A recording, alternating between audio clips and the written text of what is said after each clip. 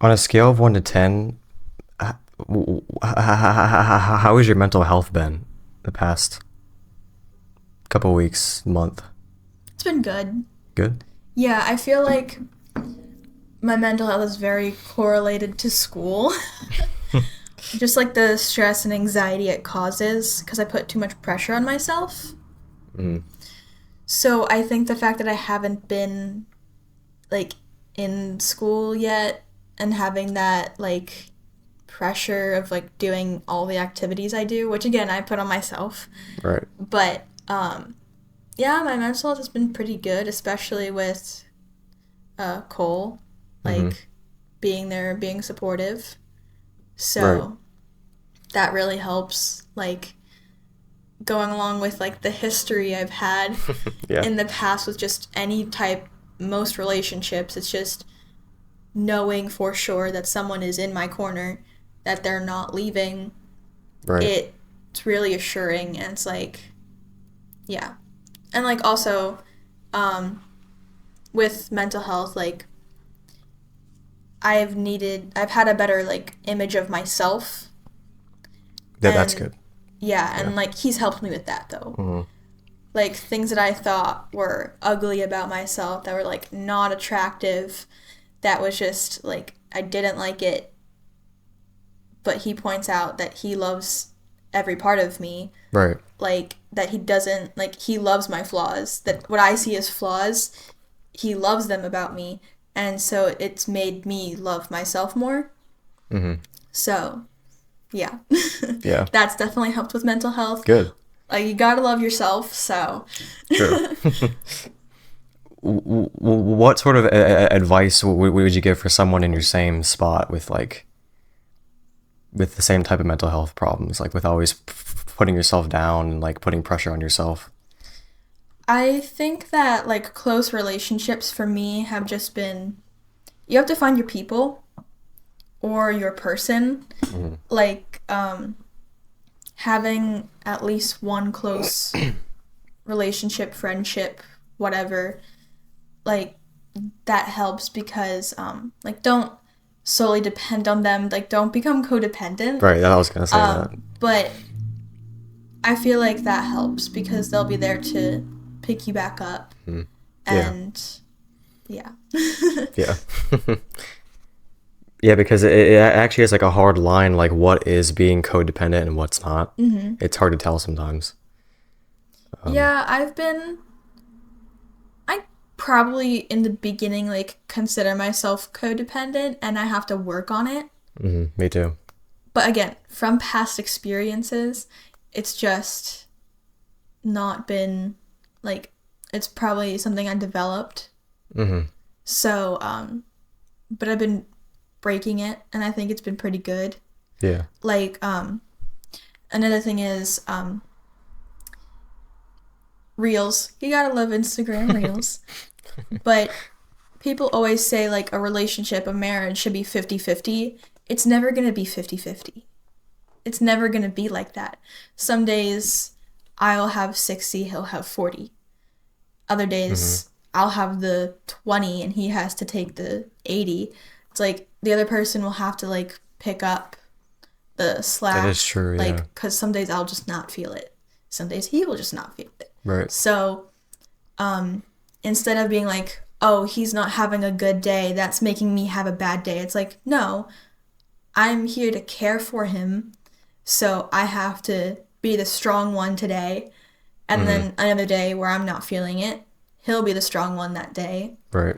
There will be days where we both have bad days and like we just have to get through those.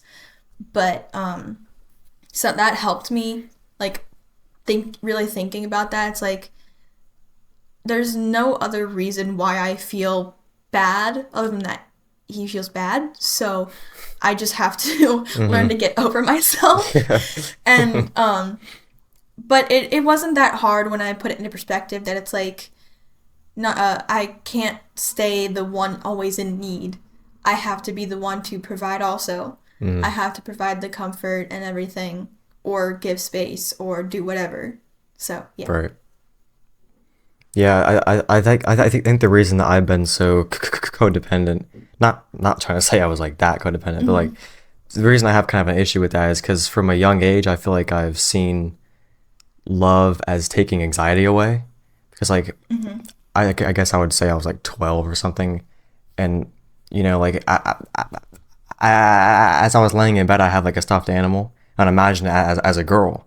So I always saw like the female as solving all my problems and like taking away Mm-hmm. anxiety, Yeah. and it's a cycle you definitely got to break because that's not Mm-hmm. how it works. That is one thing that I thought in the past Hmm. was like that I'm this relationship's gonna fix me and like Right. expecting it to fix me, Hmm. and like no, that made me worse because Hmm. it broke me further. Yeah. So I Yeah. had like that's what stopped me from going into a relationship after so long. Hmm. Is because like I don't know, I have to work on myself. I have to be okay with myself Exactly. before like handing me off to someone else to deal with. Hmm. So like that it took so long just because yeah, I didn't want to go into a relationship broken again because I know that wouldn't end well, Hmm. putting that on someone else to fix. But going into this relationship not expecting him to fix me, he did. Yeah. Like he fixed something he didn't break. Right. But it's just because like yeah, it's hard to explain, but like he fixed me but I didn't expect him to. Like it wasn't like a I'm going into this relationship expecting it to fix all my problems. No, Right. I have to work on my problems. I Hmm. have to do that. He helps me sometimes, but it's a me thing. It's not like a oh this relationship's just gonna handle it all. Right. Exactly. That's a very good, you know, Yeah. way to see it.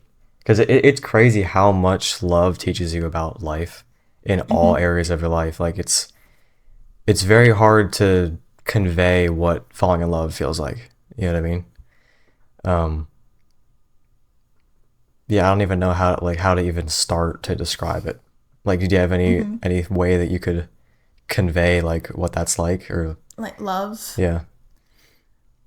It is so hard. It is hard to do that, but because like love can be so many different things. There's so many different types of love. Hmm. Um, yeah, because I've had like friendship love, like I have Hmm. for you and the rest of the whole Yeah. gang. But then there's like the romantic love. But here, I want to try to find a note. So momentary, Yeah, it's momentary fine. pause. But I want to try to find this note that I wrote. So I wrote something called safe love, Hmm. and I'll just read it here.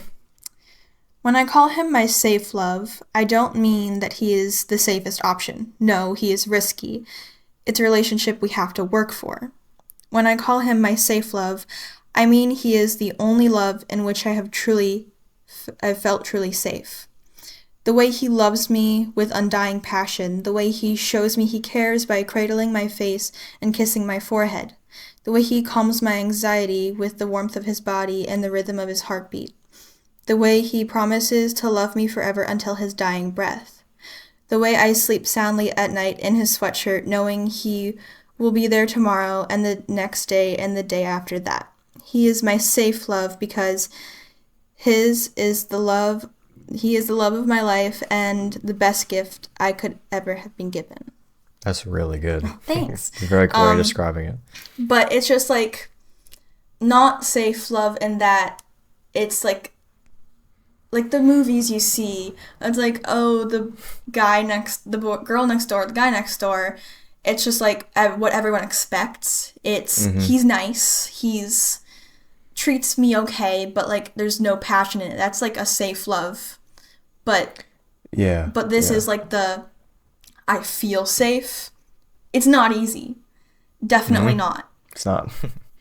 I think that side note, healthy relationships you're gonna have fights. Not necessarily fights, disagreements. Yeah, definitely. Talk through them, communicate. Yes. But that was something I thought was good at first in a relationship was like oh, we haven't had a fight ever in months. Yeah.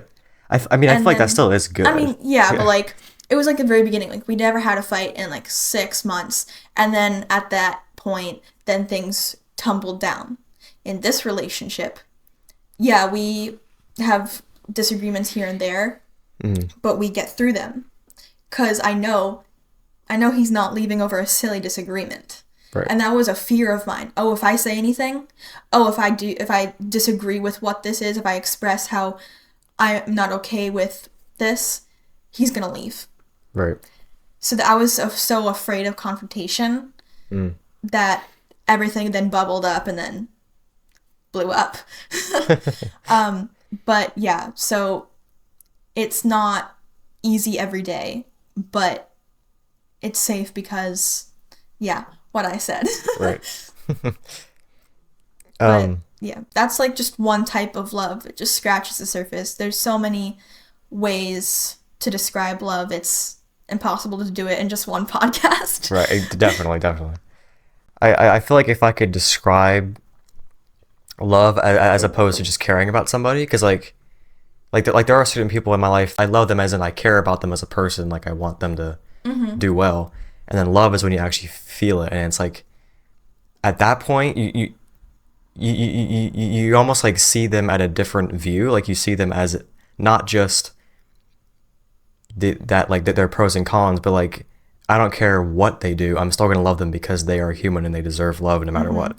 You know, it kind of takes you up to a higher point of view. Yeah, it's like people use the word love so much without thinking. Yes. And like I'm one that doesn't I don't say it often, and I don't say it to many people. Right. Just there's like I like something, like I like pizza, I like my phone, I like these things that I have, but love is I can't live without it. So it's like, I mean, and then eventually we're forced to live without people that we love, but like that feeling then when you lose something that you love, that it rips your heart out. So, but yes, then does. with undying love then is like, I love you no matter what you do, or I love you even if you stop loving me. Right. Yeah. So I think Taylor Swift said that actually. Something like that. But it's like, yeah, it's like, I love you no matter what you do. I love you even if you stop loving me. And that's something that is hard. Yes. But, I mean, I can say now that undying love is something that is just something we can't comprehend. Because there's always, I mean, of course there's going to be special cases, but there's always probably going to be something that will put a crack in everything. Like, some people in a marriage, if there's an affair, if someone cheats, they'll look past it. They'll move on. That is something that Cole and I do not have. There is zero tolerance for it. Tolerance for what? Cheating. Oh, like, yeah, definitely. It's like, yeah, me too. There's like other little small things. It's like, I don't know. But that is just one thing that we know that if either of us does, we're leaving. Yeah, that's There's my opinion no as well. question about it. Yeah. But like again, like the fight thing, that is something that, like we're not gonna leave each other over a silly fight. Right. And like we've said, there's probably not much we would leave each other for except cheating. That's just it.